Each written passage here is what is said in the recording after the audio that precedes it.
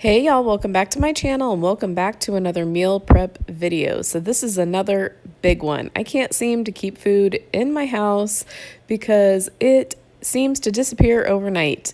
But this video is intended to give you guys motivation and inspiration to just get in the kitchen and meal prep for yourself and your family and make your life easier during the week. But let's see what we're cooking this week.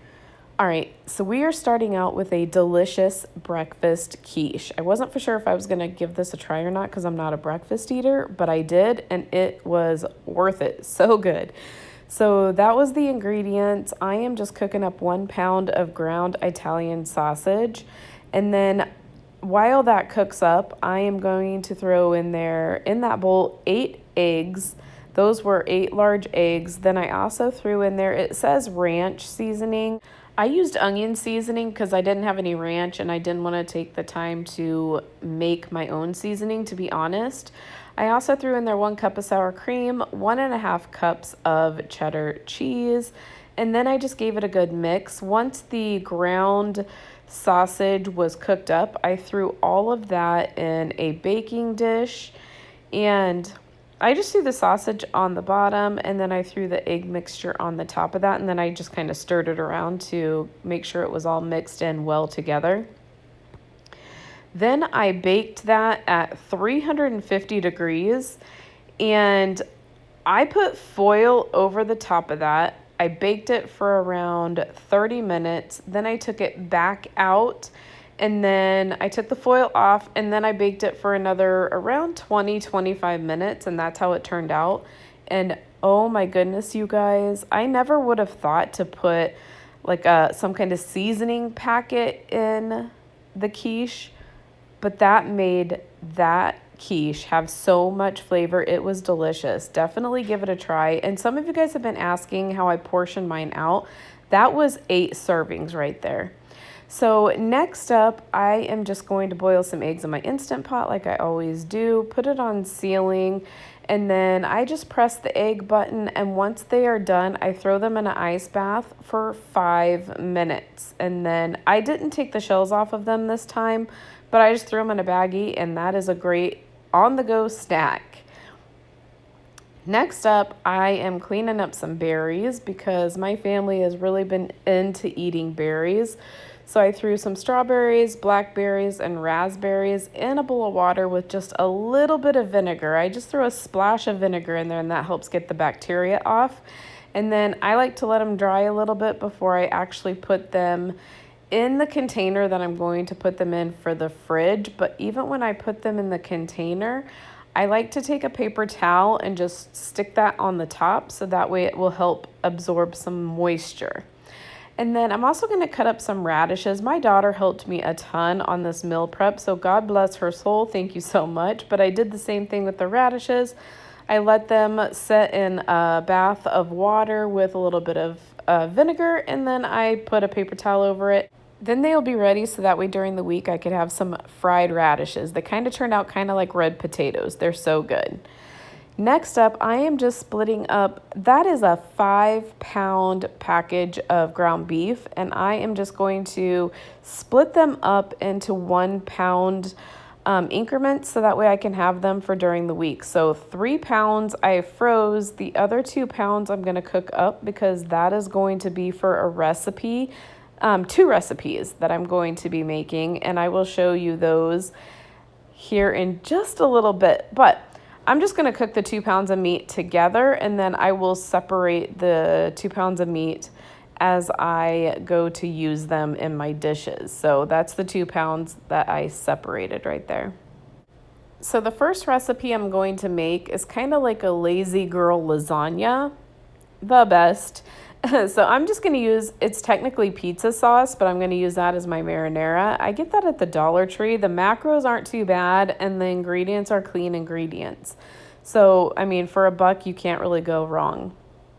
But I'm just going to stir that into my ground beef, and then I'm going to throw that in the bottom of an 8 by 8 inch baking dish.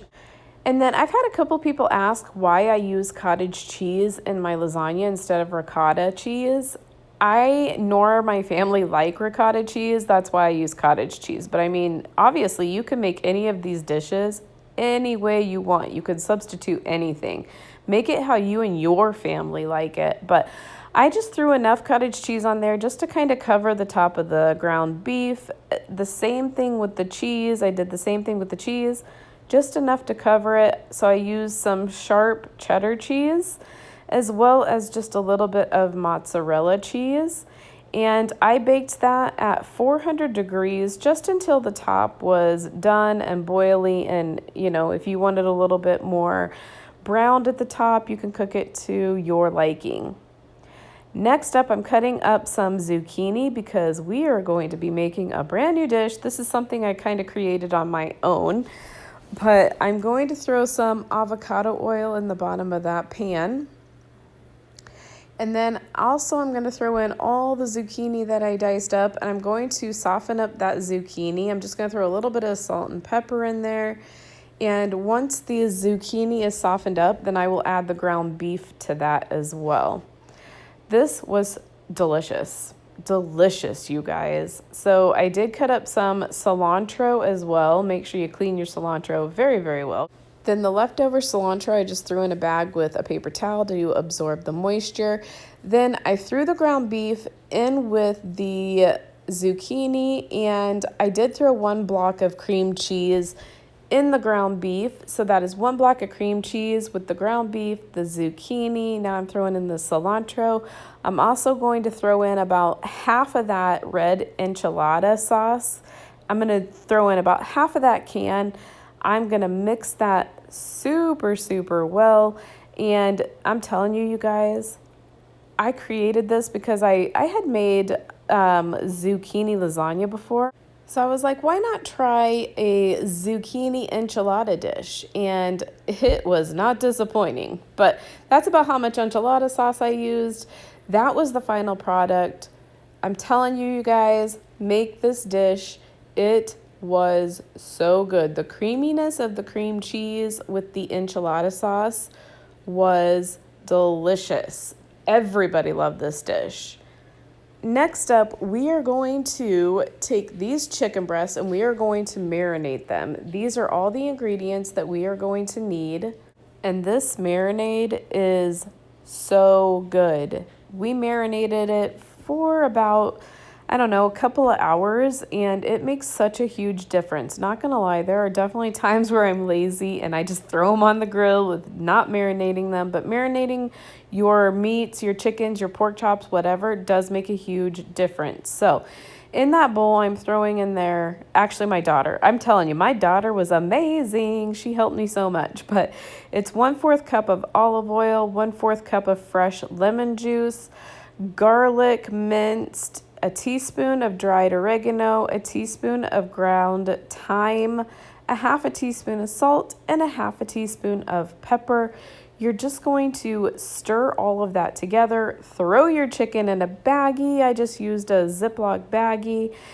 Pour your marinade over the chicken, and we just kind of massage the chicken and give it a good massage before we throw it in the fridge. And I'm telling you, this is not going to disappoint you at all. So friggin' good. So we are also going to marinate the pork chops, and we're just going to use pepper, salt, cilantro, some soy sauce, some lemon, and some garlic powder. This marinade for pork chops is so good. If you don't like cilantro, or if you don't like a certain item, definitely leave it out. You know, that's what I love about recipes. Leave things out, add things, make it your own creation, and it will be delicious because you're putting in ingredients that you love. So again, we are putting in 1/4 cup of lemon juice, 1/4 cup of soy sauce, 1 teaspoon of salt, 1 teaspoon of garlic powder, and a 1/2 teaspoon of pepper, giving that a good stir. And then as you see, my daughter there is chopping up the cilantro, and we are just going to throw that in there as well. She's stirring that up. Again, all you do is you pour all that into the pork chops that we threw into a Ziploc baggie. we are going to give these guys a massage too because we don't want the pork chops to be jealous of the chicken. So give those bad boys a nice little massage, throw them in the fridge. Again, leave them for a couple hours. So good. You could even leave them overnight. So next up, we're going to be making some Fathead dough with all of those ingredients that we just showed you because my family had a major craving for some pizza. So this Fathead dough is probably going to be a little bit different than the ones that you have seen just because not everyone in my household loves cream cheese. So I did find a Fathead dough that does not take it. I will make sure I leave all these recipes in the description box below for you guys because I'm not going to leave you hanging, and I always give credit where credit is due. So my daughter threw in there 3.5 cups of shredded mozzarella cheese, and we just melted that till it was nice and melty in the microwave. While that was melting, she threw 1.5 cups of almond flour. She threw in there 1 teaspoon of baking powder, 1 teaspoon of xanthan gum, a 1/2 teaspoon of salt, 1 teaspoon of Italian seasoning, which is optional, 1 teaspoon of garlic powder, which is also optional. And she mixed all of the dry ingredients together. She put all the dry ingredients into the mixture with the mozzarella, the melted mozzarella. She stirred that very well. Then she added 1 egg to that. And once she stirred that as well as she could, then she went in there with her hands. Make sure you keep your hands a little bit moist because if you don't, the Fathead dough is going to stick to your hands and it's going to be a hot stinking mess. So once you get all the ingredients incorporated amongst each other, then just kind of pick it up, turn it into a dough ball, and then I just use my hands. Start flattening that bad boy with your hands. And you can use a roller if you want to. I find it's easier to just do it with my hands. So my daughter spread it out into a nice sized pizza, and then she likes to curl up the ends. Then we just baked the crust at 400 degrees for around 10 minutes. And then after the 10 minutes, we take it out, we poke it with a fork, and then we just cook it for another 5 to 7 minutes. And then once that's finished, we just use that same pizza sauce that I used in the Lazy Girl lasagna. And we kind of like a lighter pizza sauce. So we just, spread on as much as you guys prefer in your family. And then obviously put on whatever toppings you prefer. Since my daughter was the one making it, she was the one that got to choose what toppings to put on there. So she chose mozzarella cheese, a little bit of sharp cheddar cheese, and pepperoni. But feel free to use peppers or onions, olives. Make it your own, like I always say. You could even take that Fathead dough and turn it into maybe 2 or 3 different servings and do kind of personalized pizzas. I've done that before as well, but that's the finished product. So stinking good. If you guys haven't had Fathead dough pizza, give it a try. So here is the chicken and the pork chops after they marinated for a couple of hours. We are just going to throw these on the grill and let the grill do the work. Telling you guys, if you don't marinate your meat, and I need to preach this to myself because like I said, I get lazy and I don't marinate my meat all the time, but it does make a huge difference. So stinking good, and look at those grill lines, y'all. And believe it or not, you guys, this does not stay in my house. This was gone within a couple of days. I'm telling you guys, I have teenage kids in my house, and let me tell you, they can eat you out of a freaking house. But look how beautiful those are. They were, again, just so good. All right, so next up, I'm going to cook a whole chicken in my air fryer. I'm just going to use avocado oil, oregano, garlic powder, onion powder, salt, and pepper. So I'm going to make it kind of like a paste. I'm going to throw a couple of tablespoons of avocado oil right there in that ramekin, and then I'm going to throw in there 1 teaspoon of oregano, 1 teaspoon of onion powder, 1 teaspoon of garlic powder, a 1/2 teaspoon of pepper, and around 1 teaspoon of salt. And then I just stir that up really well. And again, it kind of just makes a paste. That's what it looks like, and it smells delicious. I'm just gonna rub the paste over the entire chicken using my hands. I make sure I get the bottom of the chicken as well. And then I also like to go up underneath the skin of the chicken just to ensure that that chicken is gonna have flavor all the way around. So I cook the chicken breast side down first, and I am going to air fry that at 360 degrees for 40 minutes on the first side. It takes a little bit longer because these whole chickens that I've been getting at Costco are huge. So it takes a little bit longer to cook these in the air fryer than a smaller chicken. Once the 40 minutes is finished, then I flip it so that way the breast side of the chicken is facing up. And I cook it for another 30 minutes, and then it is perfect. It comes out so moist, so juicy. The air fryer does an amazing job with whole chickens. And you have to have a fairly large air fryer. Mine is a 6-quart. Next up, we're going to use the air fryer again for these steaks. This is 3 different types of steak. These are not all the way thawed, but the air fryer still does an amazing job, even if they are still partially frozen. I haven't tried them from completely being frozen, but all I did is I threw them in there, threw a little bit of salt and pepper on there. Obviously, you'll have to adjust your time to how well done or how medium rare, or, depending on how you like your steak. But I am going to air fry them at 400 degrees, and I'm going to start off on the first side with only 5 minutes. And then I'm going to flip them over, and we are going to throw them back in there. Because I like my steaks around medium well. So the second time I put them in for 4 minutes, and they were perfect.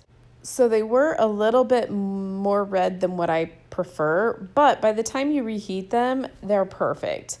And they're still tender, they're moist. Like I said, the air fryer to me does an amazing job on so far everything that I've cooked in there. I'm really loving the air fryer. Next up, last but not least, I'm going to be making an avocado pudding. So this recipe is a brand new recipe. I've never tried it. Again, these recipe links will be in the description box below, but I am just taking one whole entire avocado, throwing it in my blender because I'm going to blend all of these ingredients together, as well as 2 tablespoons of cocoa powder, 1 scoop of Preferred Elements Keto Collagen. That will be linked in the description box below as well if you are interested in trying it, but you can omit it if you don't want to use it. And then 1 entire can of unsweetened coconut milk. And then I'm just sweetening it up with a little bit of stevia. And then we are going to blend this. So again, this is a brand new recipe. This was actually pretty good. Next time, I don't know if I'll sweeten it with stevia. I'll probably sweeten it with monk fruit or something because the stevia kind of left a little bit of an aftertaste in my opinion. But I think with monk fruit, this is going to be even better. But to me, it tastes like chocolate pudding. It's delicious.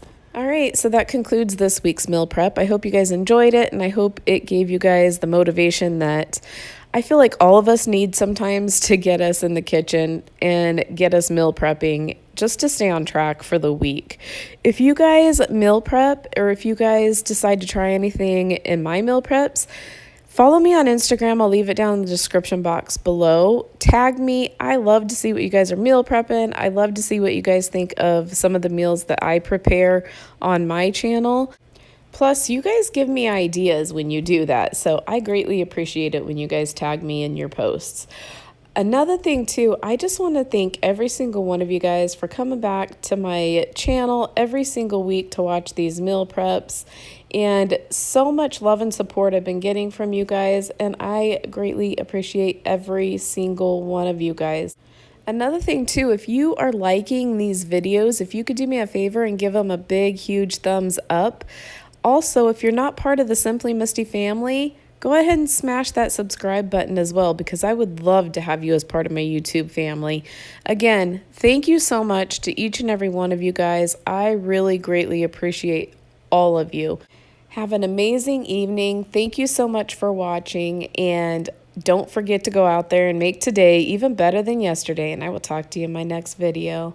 Bye. On my own, but I don't know why you hit the road, but you don't realize I won't look back when you're alive.